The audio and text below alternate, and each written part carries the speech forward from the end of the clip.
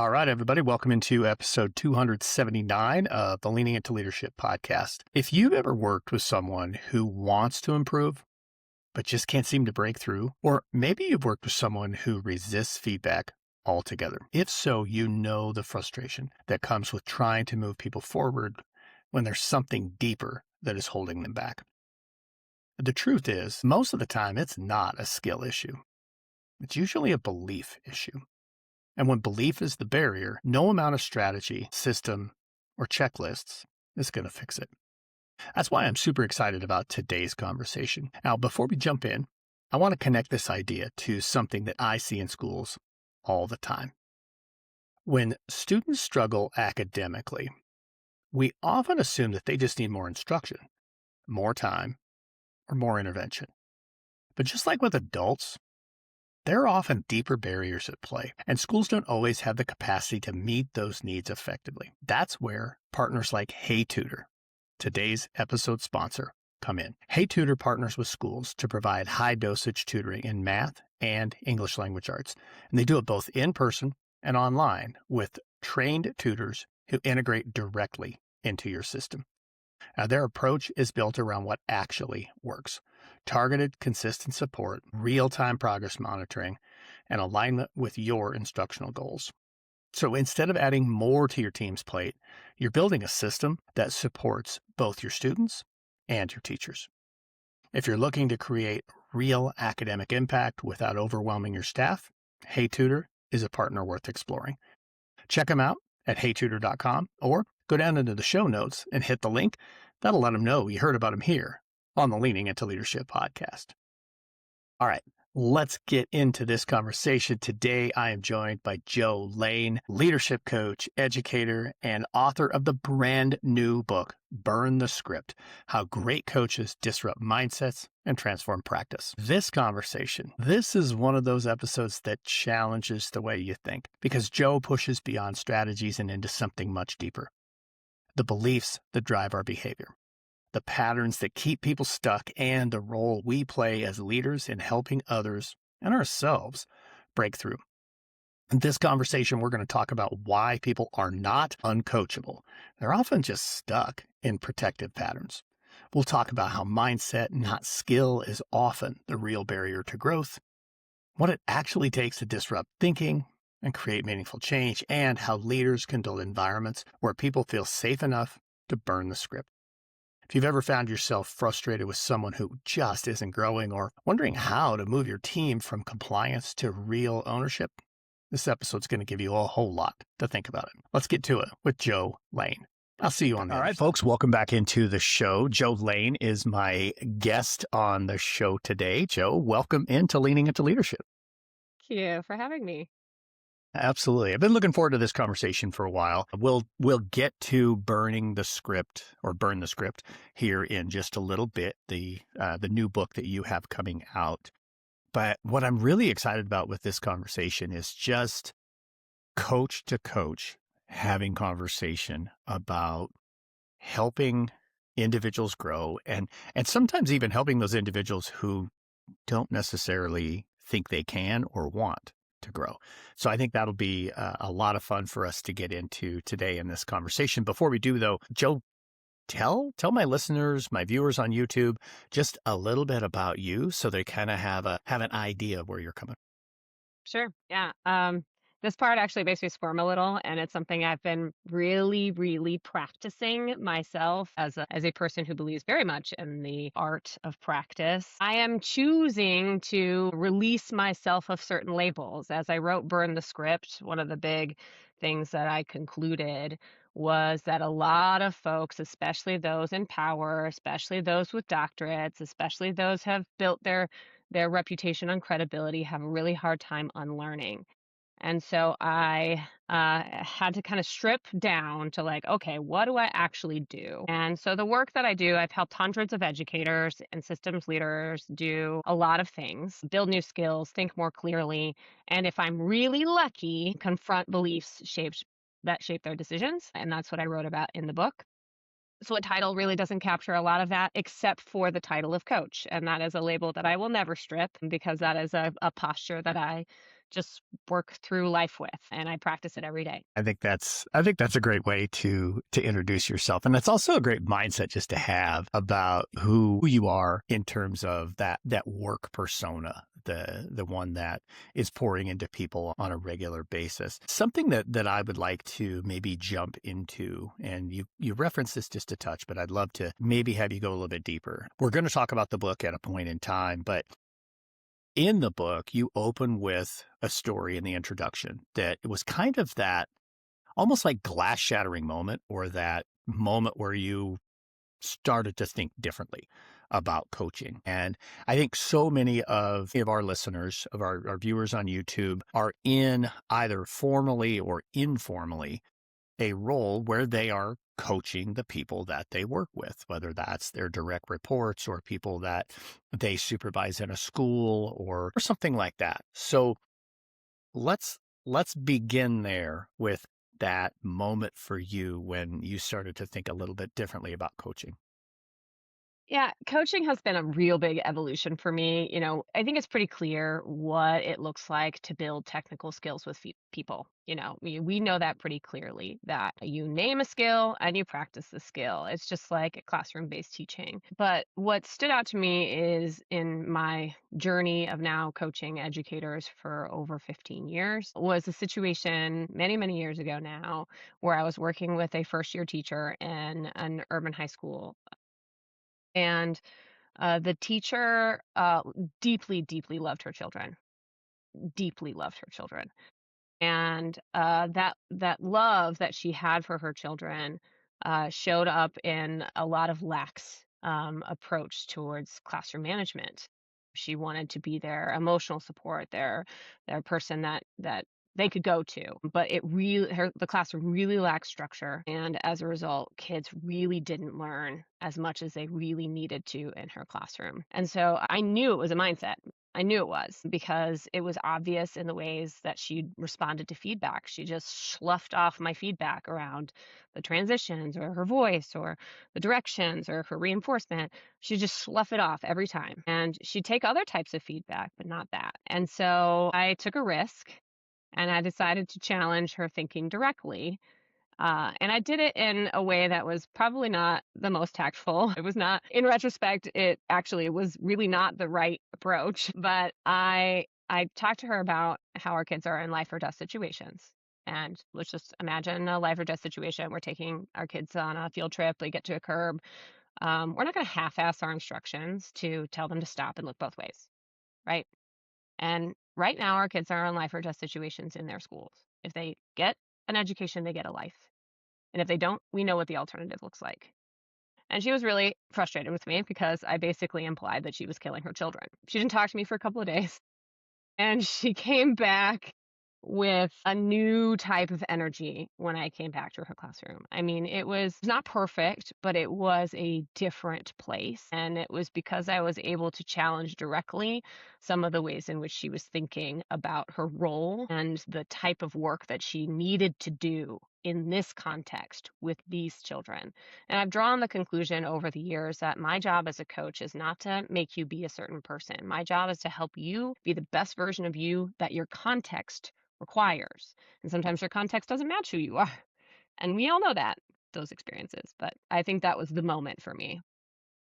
I think it's a super powerful story. And um, sure, you can look at it in retrospect and say, maybe that wasn't the right way to approach it, but it certainly seemed to have had the effect you were looking for. So maybe it was the right approach. She could have talked to me for 3 days. Like that, Well, that, there's that. Yeah. that was a problem. There's that, but that's okay. Maybe she was just really deeply reflecting on what you had to say and didn't have any cognitive space to formulate a conversation with you. I don't know. Here's what I was thinking about as I'm listening to you share that story. I'm thinking about individuals that over the course of my career, both, as in a formal education setting, but then also in this work I've been doing for the last 5 years, coaching leaders in a lot of different walks of life. I think there's a handful of different mindsets or maybe challenges, if you will, that we can come across as coaches, both with with individuals that we're coaching, and then also situations where maybe somebody who we're working with that really is coachable, really wants to grow, but they ask a fairly tough question. And they're like, how do I help with this situation? So coach to coach, here's what I'm thinking. I just want to throw a few of these things back and forth, and let's just kick through them just a little bit. Do it. Right. So you just kind of address the person who maybe needs to break through, to change their mindset a little bit. One that I'm thinking about right now is just the absolute, like, they're just not coachable. They don't want to improve. In her case, she just needed a glass shattering moment to kind of think that through. I know how I approach the not necessarily coachable, but I'd like to have you go there because I guarantee our listeners, our viewers on YouTube have those people that they are trying to coach that, man, they're just not having it. So I love situational leadership, the framework where we analyze skill and will, and I use that like pretty frequently in my coaching work to determine, which approach do I take? Do I take a directive approach, facilitative approach? The problem with the skill and will kind of thinking is that it limits our ability to understand context and belief. Right. So will, as though it's like a static thing or like a thing that doesn't budge. Will and skill depend dramatically on context, right? Do they have, historical context that's influencing their thinking? Do they look at leaders around them and look and see what they are doing? Do they have a sort of a fear of a power dynamics or authority? Is there something in their history that makes it difficult for them to hold people accountable, right? A lot of the behaviors that we see from folks are a manifestation of our previous experiences that influence how we show up in a space. I don't believe that anyone is truly not coachable. I believe that people become disempowered by their own thinking. And if we can break through that thinking, and that's the tricky part, right? Is finding what the source of that behavior is. And that's why looking and spotting patterns becomes a really important part of the work that a coach does.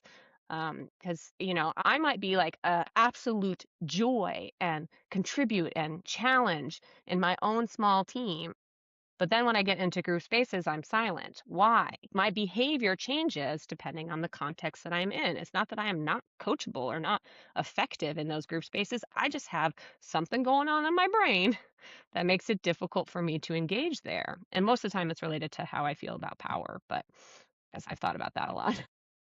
No, that's it's really, really good. And I think that's a very realistic and really a direct answer. I love that very, very well because there really are those things where you will notice behaviors that will change situationally. People who will, and I hear this one sometimes, and so I really like that answer a lot. I'm like processing it as I'm talking.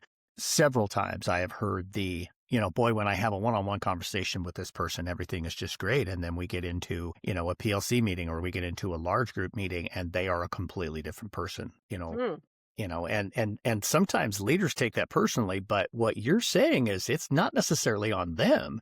That's much more that individual's response either to group dynamics or to power or anything like that. So maybe go just a little bit further and then we'll talk about another scenario. So here's the three protective patterns that I talk about in the book that you look for when you're a coach and you're identifying, do I need to go direct skill here or do I talk about mindsets? Like, because it's a risk to talk about mindsets. So you have to make sure you're on the right track. So you look at for detaching, surrendering, or overcompensating. Those are the big things you're spotting for.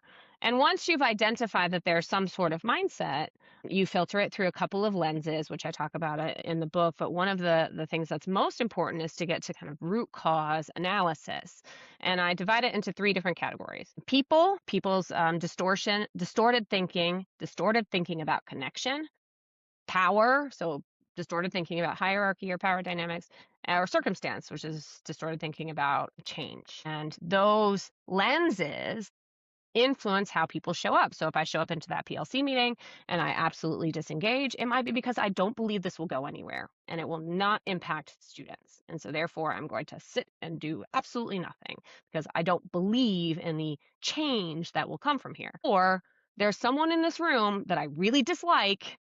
And so I'm going to be quiet over here. So I have a distorted view about connection, right? So if you disconnect, which is that detachment behavior, there's one of those three things that is probably at play. And doing the analysis with the person you're coaching is part of unlearning, part of being able to say, I actually can believe in this PLC, or I actually can get along with that person over here. And we've got to be able to diagnose the right problem there. So what you said there, it makes me think a little bit about one of the leaders that I work with. And in this individual's case, a little bit of a change in terms of the role they're in now compared to a role they used to be in. And this person is very much a doer.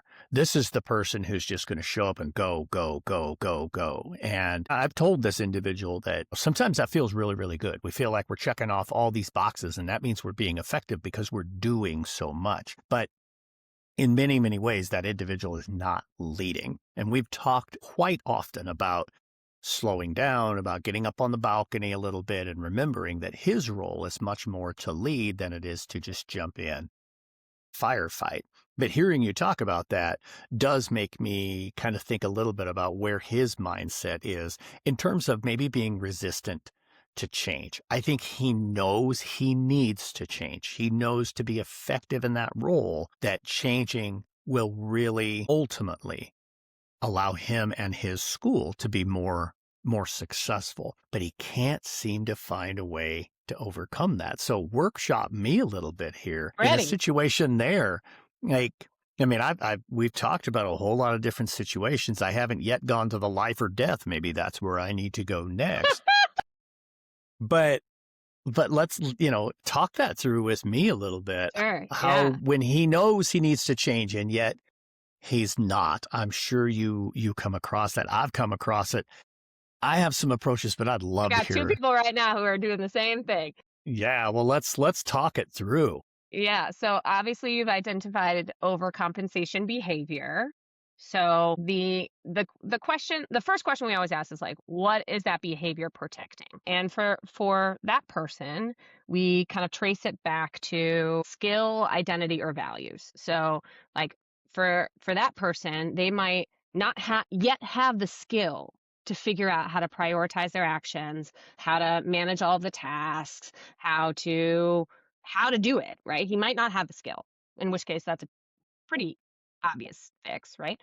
And then you've got identity where he might see himself as the person who, la, la, la, right? The person who is always there for their teachers, the person who is like the reliable one, the person who's responsive. And that identity is the thing that might be anchoring him down. And then you got the value piece, which that's like, here are things that I care most about. And actually, I don't care about this type of work that you're suggesting. I care about these types of works, which is of course rooted in core values that we all know and love and explore. But that could also be the thing that is anchoring that behavior. I think Does that that's really, resonate? really good. Yeah, no, that resonates big time because I think there definitely is an identity piece there.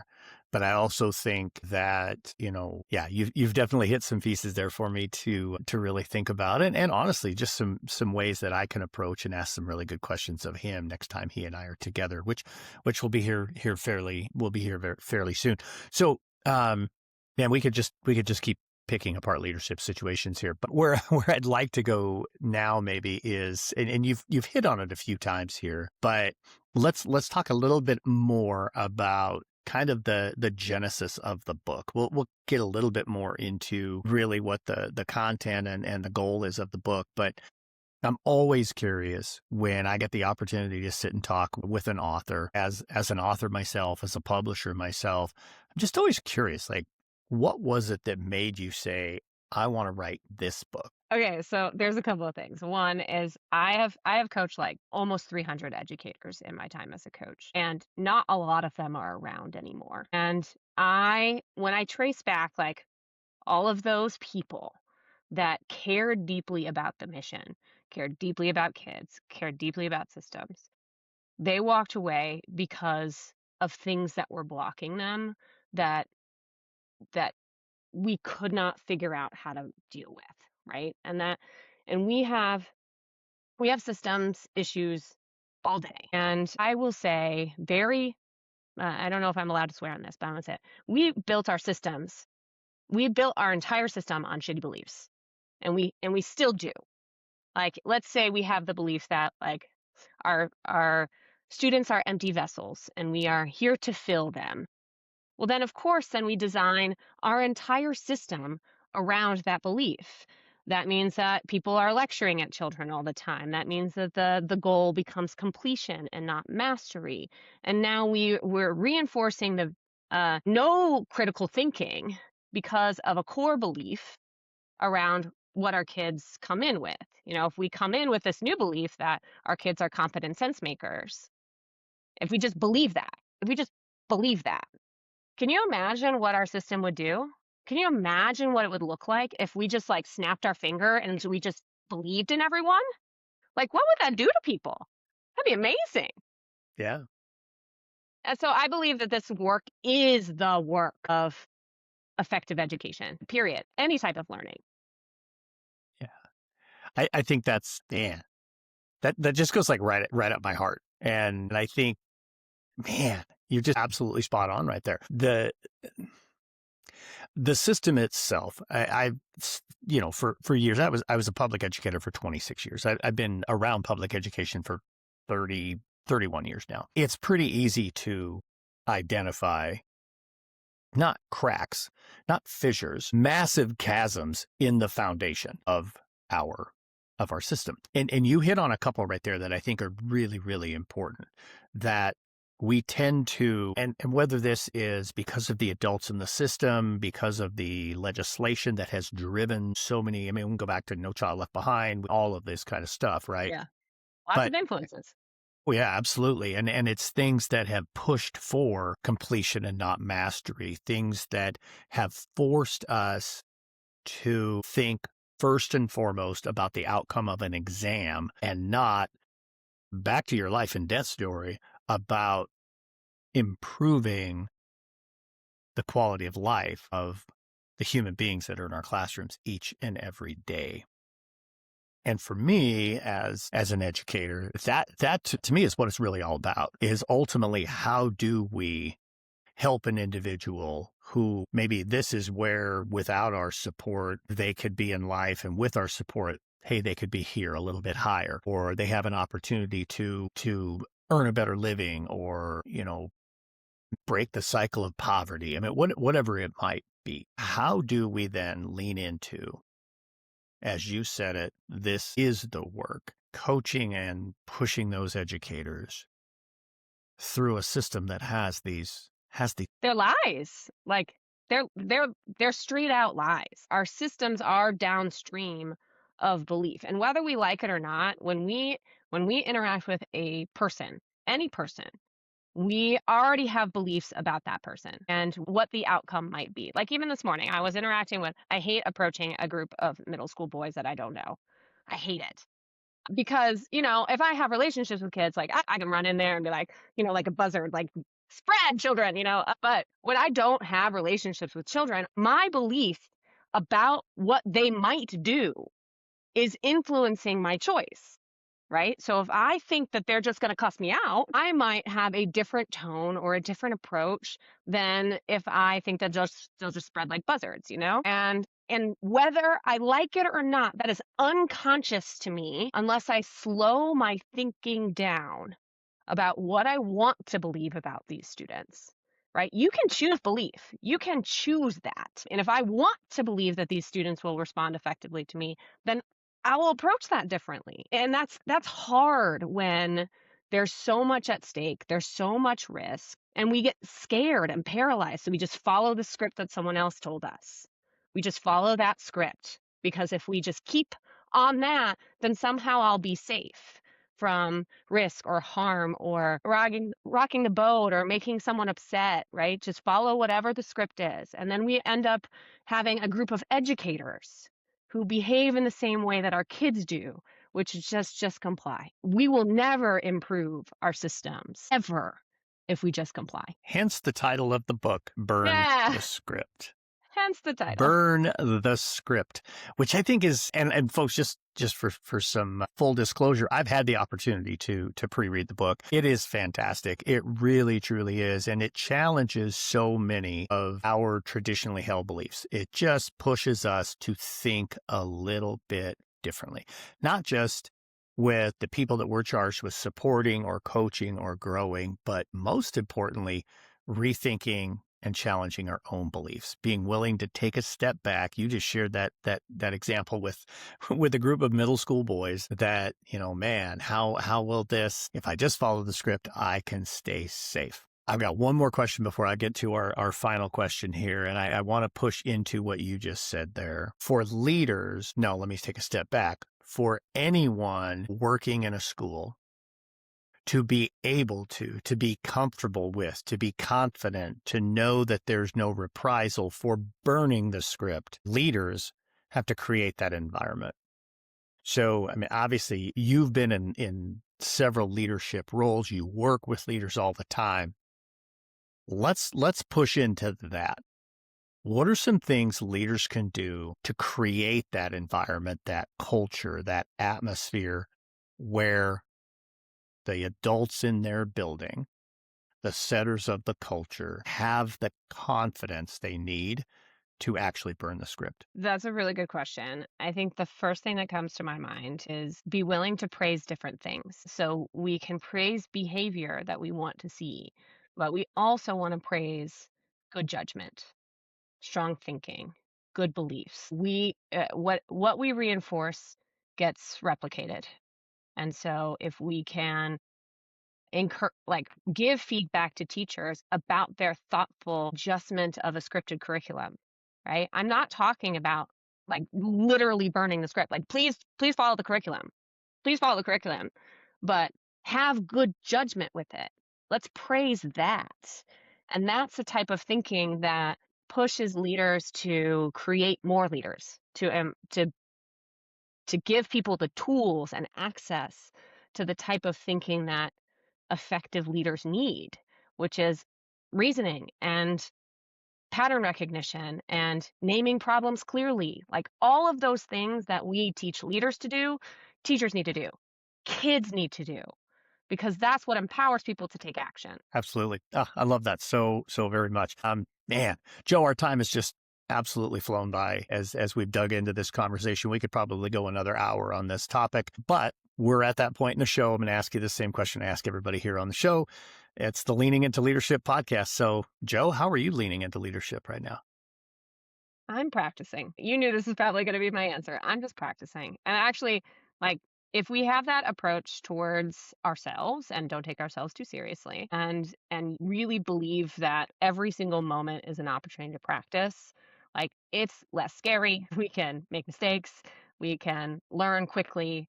And so the big thing is I'm practicing and I'm practicing out loud. So it's not scary to learn because that's it. We have to learn so our kids can learn. So I'm going to practice out loud. I love that so very much. I mean, when you take that perspective, when you take that mindset of, this is practice, this is practice, this is practice, it does give you a little bit of that latitude to be okay with, if I make a mistake, it's all right because I'm practicing right now. I'm practicing. That was an outstanding answer. I love that one so very much. Jo, people are going to want to get in touch with you. They're going to want to follow you. Folks, by the way, if you don't follow Jo on TikTok, you really need to. That honestly is how we connected. Man, so many things that Jo shares that just make you think a little bit differently, which of course this episode has done as well. So how do people find you? How do they connect with you? Yep. So as you said, I'm on TikTok and Instagram at EduCoach by Jo. And the Substack is really where my best work is. So Jo Lein leadership.subs. There we go, folks. We'll make sure all of that is down in the show notes so you can go and get in touch with Jo Lein. Man, this was so much fun. I'm so glad we had an opportunity to do this. The book, we'll have a link in the show notes for you as well, so you guys can go and grab a copy of the book. Man, Jo, thank you so much for joining me here on Leaning into Leadership. Thank you. And Appreciate I it. told you this was going to be a great conversation, a very powerful conversation. And I really appreciate Jo coming and joining us here on the podcast. I'm telling you, she is a fantastic follow on TikTok and on Instagram. And honestly, she's starting to put out some incredible content on Substack. So all that stuff is down in the show notes. Go link up with her and go get yourself a copy of her brand new book, Burn the Script. And now it's time for a pep talk. If there's one thing that I hope you take away from today's episode, it's this. You don't get results that are different by doing more. You get results that are different by thinking differently. And that starts with you. It starts with being willing to challenge your own beliefs, your own patterns, and yes, even the scripts you've been following for years. Because leadership's not about compliance. Leadership is about clarity. Yeah, I'm pretty sure I've said that here a few times. Leadership is about clarity. And it's about creating the conditions where people can actually grow. As you think about that growth, both for your team and for your students, remember that you don't have to do it alone. There are partners out there, like Hey Tutor, that help schools build systems of support that actually move the needle for your students without adding more to your plate. There's partners like me at Road to Awesome to help your leadership team grow, to be clear, to be intentional, and to truly walk in their purpose. So whether it's mindset, it's instruction, your leadership team, or your systems, the question becomes, what is it you are willing to rethink? Hey, as always, folks, thank you so much for joining me here on the Leaning into Leadership podcast. Make sure you rate, review, and subscribe. Truly, folks, that helps to drive this algorithm. It gets more people the opportunity to listen to Leaning into Leadership. Get out there. Have a Road to Awesome week.